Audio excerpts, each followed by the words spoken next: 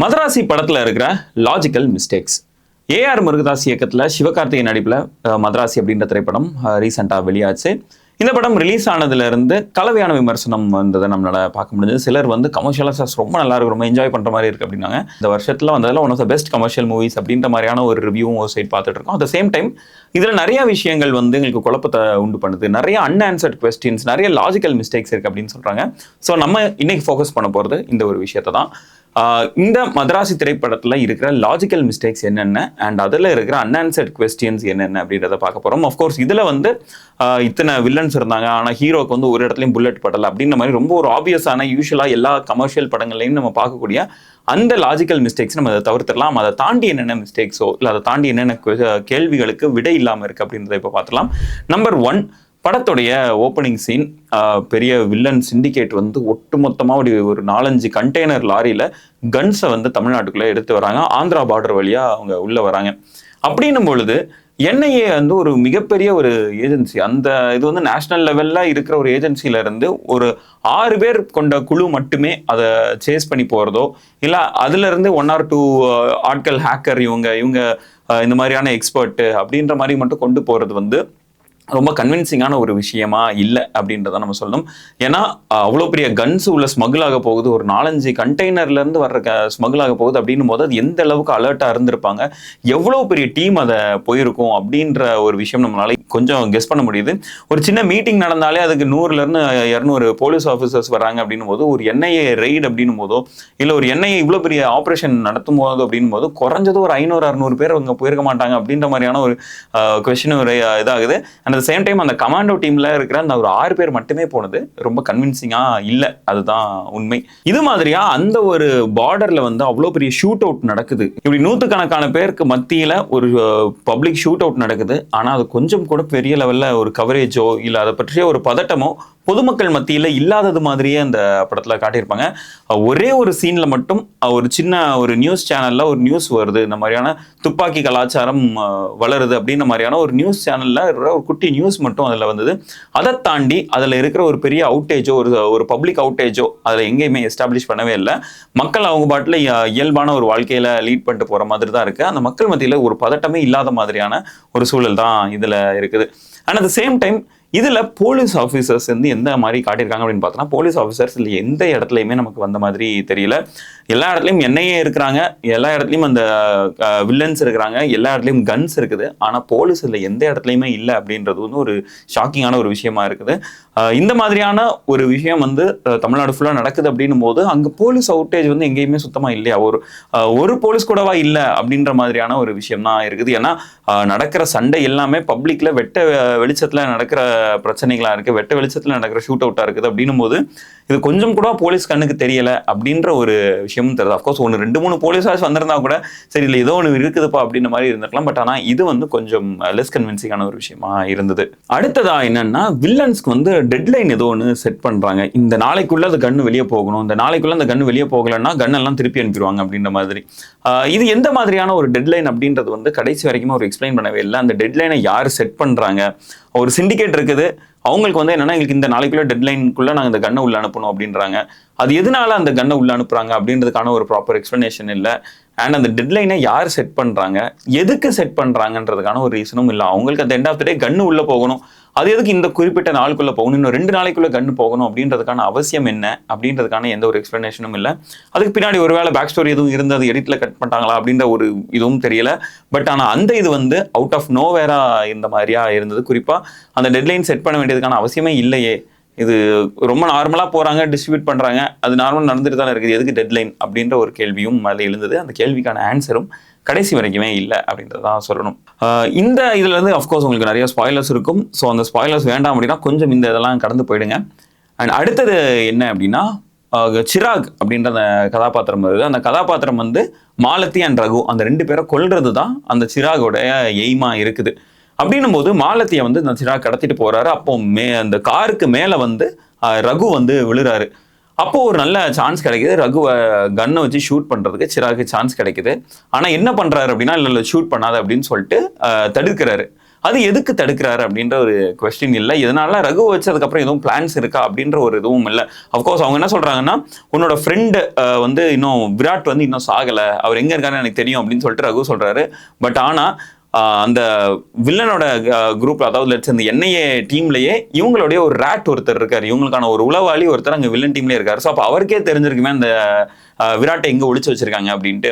அப்புறம் எதுக்கு அவங்க வந்து ரகுவை கொல்லாம போறாங்க அப்படின்ற ஒரு கொஸ்டினும் இருக்கு. அண்ட் அட் சேம் டைம் மாலதியை கடத்திட்டு போறதுக்கான காரணம் என்ன அப்படின்றதுமே தெரியல. மாலதியையும் ரகுவையும் கொல்லணும் அப்படின்ற ஒரு முடிவுக்கு வந்துட்டு அந்த வில்லன் வந்து எதுக்கு மாலதியை கடத்திட்டு போறாங்க, எதுக்கு ரகுவை விட்டுட்டு போறாங்க அப்படின்ற ஒரு கொஸ்டின் வந்து கடைசி வரைக்குமே இருக்குது. அடுத்த ஒரு அன்ஆன்சர்ட் கொஸ்டினுக்கான லீடுமே இந்த ஒரு விஷயம் தான் இருக்க போகுது. என்ன அப்படின்னா, உங்களுக்கு என்ஐஏ டீம்ல ஒரு உளவாளி இருக்கிறாரு அப்படின்னும் போது விராட் வந்து உயிரோட இருக்காரா இல்லையா, அவர் எங்க வச்சிருக்காங்க அப்படின்ற நியூஸ் வந்து உங்களுக்கு ஆட்டோமேட்டிக்கா வரதான் போகுது. அப்படின்னும் போது எதுக்கு ஐயோ விராட் எங்க இருக்காரு, விராட் எங்க இருக்காரு அப்படின்னு சொல்லிட்டு எதுக்கு இந்த இவ்வளவு பெரிய பிரச்சனைகளை செய்யணும் அப்படின்ற ஒரு கேள்வியுமே வருது. உங்களுக்கு Virat at the end of the day உங்களுக்கு உயிரோட வேணும் அப்படின்னுமா நீங்க வந்து ஈஸியா கொஞ்சம் ஸ்லோவாவே போயிருந்திருக்கலாமே, எதனால தேவையில்லாம இவ்வளவு பெரிய அலப்பறைகள் இந்த மாதிரி என்ஐ ஆஃபீஸ் எல்லாம் ரெய்ட் பண்ணாங்க அப்படின்ற ஒரு விஷயமும் ஒரு பெரிய டவுட்டை ஏற்படுத்துது.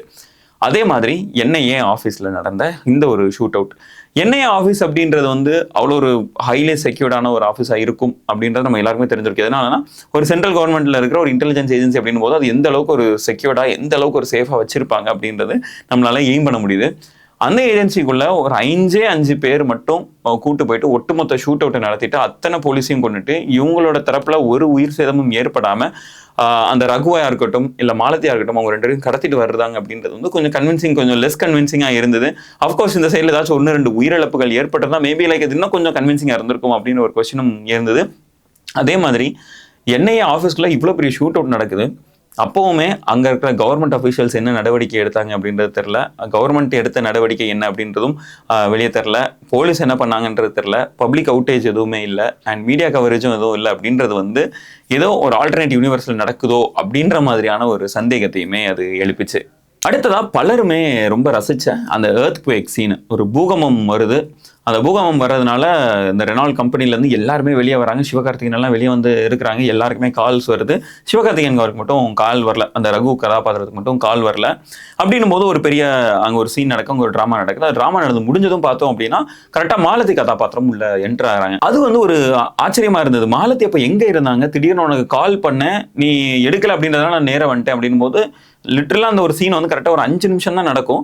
அந்த 5 நிமிஷத்துக்குள்ள மாலதி ரீச் பண்ற இடத்துல தான் அந்த ஆஃபீஸ் இருக்குதா அப்படின்ற ஒரு கேள்வியும் வந்தது. எங்க இருந்து திடீர்னு இந்த மாலதி கதாபாத்திரம் இந்த சீனுக்குள்ள வந்தாங்க, அவங்க வந்து அங்கே ஹாஸ்பிட்டல்ல இருந்தவங்க எப்படி டக்குன்னு பார்த்தோன்னா கட் பண்ணா 5 நிமிஷத்துல இங்க வந்து நிக்கிறாங்க அப்படின்ற ஒரு சந்தேகமும் எழுந்தது. அதுவும் with all the Chennai traffic எல்லாம் தாண்டி எப்படி இங்க இப்படி வந்தாங்க அப்படின்ற ஒரு கொஸ்டினும் எழுது. அண்ட் அதே மாதிரி அடுத்த சீனே பார்த்தோம் அப்படின்னா இந்த ஒரு பிரேக்கப் சீன். மாலதி வந்து ரகுவை பிரேக்கப் பண்ணாங்க, அதுக்கான காரணம் ஒன்று சொன்னாங்க. அது ரொம்பவே அமெச்சூரிஷா இருந்தது. என்னன்னா நீங்கள் உனக்கு ஒரு மென்டல் இல்னஸ் இருந்தது, அந்த மென்டல் இல்னஸ் நீ சரியாயிடுச்சு அப்படின்றதுனால நம்ம பிரேக்கப் பண்ணுறேன் அப்படின்னு சொன்னது ரொம்ப ஒரு அமெச்சூரிஷான ஒரு விஷயமா இருந்தது. அண்ட் அது ரொம்ப கொஞ்சம் இன்சென்சிட்டிவான ஒரு விஷயமும் கூட. உனக்கு உன்னோட மென்டல் இல்னஸ் இருந்ததுனால தான் நான் உன்னை லவ் பண்ணேன், இல்லைனா நான் அது இல்லை அப்படின்றதுனால நான் உன்னை லவ் பண்ணல அப்படின்னு சொன்னது வந்து ரொம்ப ஒரு இன்சென்சிட்டிவான ஒரு விஷயமும் கூட. இந்த இடத்துல அந்த கதாபாத்திரத்துக்கு பிரேக்கப் நடந்தால் தான் கதை மூவ் ஆகும் அப்படின்றதுக்காக ஏதோ ஒரு வகையில் பிரேக்கப் பண்ணணும். ஆனால் அந்த ரகு கதாபாத்திரம் ரொம்ப நல்ல கதாபாத்திரம், அதுக்கிட்ட ஒரு நெகட்டிவ் ஷேட் காட்டக்கூடாது அப்படின்றதுக்காக இந்த மாதிரியான ஒரு காரணத்தை சொன்னது வந்து கன்வின்சிங்காகவே இல்லை. அண்ட் இன்னும் சொல்ல போனால் ரொம்ப ஒரு அமெச்சூரிஷாகவும் ரொம்ப இன்சென்சிட்டிவான ஒரு விஷயமாகவும் அது இருந்தது. அண்ட் அதுக்கான ஒரு லாஜிக்கல் மிஸ்டேக்காகவுமே இந்த இதில் பார்க்க முடிஞ்சது. அடுத்ததாக ரகு அவர்களுக்கு பிளட் இந்த ரத்தத்தை பார்த்துட்டோம் அப்படின்னா அவருக்கு வந்து அந்த ஒரு இது வந்து ட்ரிகர் ஆகுது, அவருக்கு வந்து ஒரு சின்ன ட்ராமா கொடுக்குது அப்படின்றது நம்ம எல்லாருக்குமே தெரிஞ்சிருக்கோம், படம் பார்த்துருப்போம். அப்படின்னும் போது வில்லன்ஸை வந்து அவர் இஷ்டத்துக்கு ஷூட் பண்ணுறாரு. ஷூட் பண்ணும்போது அவருக்கு அந்த ஒரு விஷயம் ட்ரிகர் ஆகவே இல்லை அப்படின்ற ஒரு கொஸ்டினும், இதனால வில்லனை கொல்லும் போதோ இல்லை வில்லனுக்கு ரத்தம் வரும்போதோ அவருக்கு ட்ரிகர் ஆகாதா அப்படின்ற ஒரு கொஸ்டினும் ரைஸ் ஆகுது. இல்லை அப்படி ஆகும் அப்படி ஆகாது அப்படின்ற மாதிரி பார்த்துட்டோம் அப்படின்னா வித்யுத் ஜமால் அதாவது விராட் கதாபாத்திரத்தை மிட் பாயிண்ட்ல அதாவது இன்டர்வெல்ல வந்து விராட்டை வந்து ஷூட் பண்ணுறாரு அந்த ரகு கேரக்டர். அது ஷூட் பண்ணோடனே அந்த டைம்ல மட்டும் அவருக்கு ட்ரிகர் ஆகுது. ஸோ செலக்டிவா ட்ரிகர் ஆகுதோ அப்படின்ற ஒரு கொஸ்டினும் இருக்குது. இதனால விராட்டை ஷூட் பண்ணும்போது வந்த அந்த ட்ரிகர் வந்து எதுக்கு மற்ற கேரக்டர்ஸை ஷூட் பண்ணும்போதோ இல்லை மற்ற கேரக்டர்ஸை கொலை பண்ணும்போதோ அவருக்கு ட்ரிகர் ஆகலை அப்படின்ற ஒரு கொஸ்டினும் இருக்குது. அந்த கொஸ்டினுக்கான ஆன்சர்ஸுமே கடைசி வரைக்கும் நமக்கு கிடைக்கல. அடுத்ததா டார்க் ஹவுஸ். அந்த விராட் அப்படின்ற அந்த ஒரு கதாபாத்திரத்தை டார்க் ஹவுஸ் அப்படின்னு சொல்லிட்டு ரொம்ப ஒரு சீக்ரெட்டான ஒரு இடத்துல ஒளிச்சு வச்சிருக்கிறாங்க. அந்த சீக்ரெட்டான இடம் யாருக்குமே தெரியாது. அஃப்கோர்ஸ் அது கொஞ்சம் சென்னையில இருந்து கொஞ்சம் தூரம் தள்ளி இருக்குது அப்படின்ற மாதிரி நம்ம எடுத்துக்கலாம். வேணா அது காட்டுக்கு நடுவில் இருக்குது அப்படின்ற மாதிரி பார்த்துக்கலாம். அந்த டார்க் ஹவுஸுக்கு நம்ம ரகு வந்து ஒரு டைம் அங்கேருந்து வெளியேற வேண்டிய ஒரு நிலை ஏற்படுது அந்த டார்க் ஹவுஸ் வந்து. எதனாலனா ஒரு டேப்லெட்டை வந்து அந்த என்ஐஏ ஆஃபீஸில் மறந்து வச்சுட்டாரு அப்படின்ட்டு. ஸோ என்ன பண்ணுறாரு அப்படின்னா என்ஐஏ ஆஃபீஸில் போய் டேப்லெட் எடுக்க போகிறாரு.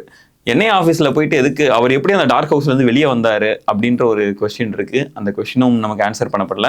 டார்க் ஹவுஸ்லேருந்து எதுக்கு என்ஐஏ ஆஃபீஸ்லேருந்து வந்து டேப்லெட் எடுக்கணும், நம்ம எதுக்கு தேவையில்லாமல் நேராக போயிட்டு ஒரு மெடிக்கல் ஷாப்பில் டேப்லெட் எடுத்துக்கலாம், பக்கத்தில் இருக்கிற மெடிக்கல் ஷாப்பில் போய் நம்ம டேப்லெட் எடுத்துக்கலாமே அப்படின்ற ஒரு கொஸ்டினும் அங்கே இருந்தது. And at the same time அங்கே டேப்லெட் எடுத்த சிவகார்த்திகேயன் அந்த ரகு கேரக்டர் என்ன பண்ணுறாங்க அப்படின்னா டார்க் ஹவுஸுக்கு திருப்பி போகணும். அது எப்படி போகிறாங்க அப்படின்னா ஒரு ஓலோ ஆட்டோவோ இல்லை ஒரு ஆட்டோ புக் பண்ணி போகிறாங்க. அது ஒரு சீக்ரெட்டான ஒரு இடத்துக்கு நீங்கள் ஆட்டோ புக் பண்ணி போனீங்க அப்படின்ற ஒரு கொஸ்டினுமே அங்கே ரைஸ் ஆகுது.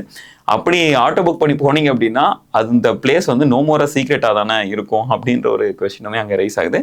அதுவுமே பெரிய லெவலில் அதை கண்டுக்காம கடந்து போகுது அந்த திரைப்படம். ரகு எப்படி அந்த என்ஐஏ டீம் வந்து ரெக்ரூட் பண்ணாங்க, அண்ட் அந்த ரெக்ரூட் பண்ணும்போதும் நீங்கள் பார்த்துட்டீங்க அப்படின்னா என்ஐஏ அஃப்கோர்ஸ் அவ்வளோ ஒரு இன்டெலிஜென்ஸ் ஏஜென்சி அப்படின் போது அது எந்த அளவுக்கு ஒரு செக்யூர்டான ஒரு விஷயம். அந்த டீமுக்குள்ள ஒருத்தங்க எடுக்கிறாங்க, அந்த கமாண்டோ டீமுக்குள்ள ஒருத்தங்க எடுக்கிறாங்க அப்படின்னா எந்த அளவுக்கு ஒரு ஃபிட்னஸ் டெஸ்ட், எந்த அளவுக்கு ஒரு டெஸ்ட் இருக்கும், எந்த அளவுக்கு ஒரு பேக்ரவுண்ட் செக்லாம் பண்ணுவாங்க அப்படின்னு நம்ம எல்லாருக்குமே தெரிஞ்சிருக்கும். ஆனால் அந்த எதுவுமே பண்ணாமல் டீமுக்குள்ள எடுத்து டீமோட ஒட்டுமொத்த சீக்ரெட்டையும் டீமோட ஒட்டுமொத்த பிளானையுமே சொல்கிறாங்க அப்படின்றது வந்து கொஞ்சம் கூட நம்பகத்தகுந்த ஒரு விஷயமா இல்லை அப்படின்னு தான் நம்ம சொல்லணும். எதனாலனா அவர் பார்க்குறாரு, அந்த விஜய் வந்து பார்க்குறாரு, உடனே பார்த்துட்டு சரி வா நான் உனக்கு ஒரு வேலையை கொடுக்குறேன் அப்படின்னு சொல்லிட்டு அந்த எல்லாத்தையுமே சொல்கிறாரு.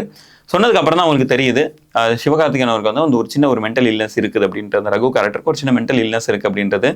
அதுக்கப்புறமும் அவர் என்ன பண்ணுறாரு, அவரோட பேக்ரவுண்ட் என்ன அப்படின்றது பெரிய லெவலில் எதுவுமே விசாரிக்காமல் இமீடியட்டாக டீமில் எடுத்துக்கிறது, அவர் இதை செய்வாரா செய்ய மாட்டாரா அப்படின்ற எந்த ஒரு விஷயத்தையுமே விசாரிக்காமல் இமீடியட்டாக டீமில் எடுத்து அவரை இமீடியட்டாக அவருக்கான பிளான் எல்லாத்தையுமே ரிவீல் பண்ணுறாங்க அப்படின்றது வந்து பெரிய லெவலில் ஒரு நம்பக தகுந்த விஷயமா இல்லை. அண்ட் இந்த மாதிரியான நிறைய மிஸ்டேக்ஸ் வந்து நம்ம இந்த படத்தில் த்ரூ அவுட் அங்கங்கே நம்மளால் பார்க்க முடிஞ்சது. இதெல்லாம் தான் நாங்கள் பார்த்த மிஸ்டேக்ஸ். அண்ட் நீங்கள் எதுவும் மிஸ்டேக்ஸ் பார்த்துருந்தீங்க அப்படின்னா கீழே கமெண்ட் பண்ணுங்கள். அண்ட் இப்போ நான் சொன்ன மிஸ்டேக்ஸ்க்கு உங்களுக்கு எதுவும் எக்ஸ்ப்ளனேஷன் இருந்தது இல்லை உங்களோட தியரிஸ் எதுவும் இருந்தது அப்படின்னா அதையும் கீழே கமெண்ட் பண்ணுங்கள். நெக்ஸ்ட் வீடியோவில் மீட் பண்ணுவோம்.